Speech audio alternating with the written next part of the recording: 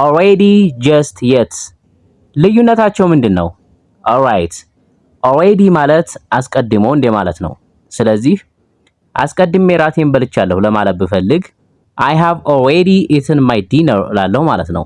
I have already eaten my dinner just ማለትስ just ሲሆን ግን አሁን በቅርብ ሰዓት ለማለት እንጠቀምበታለን።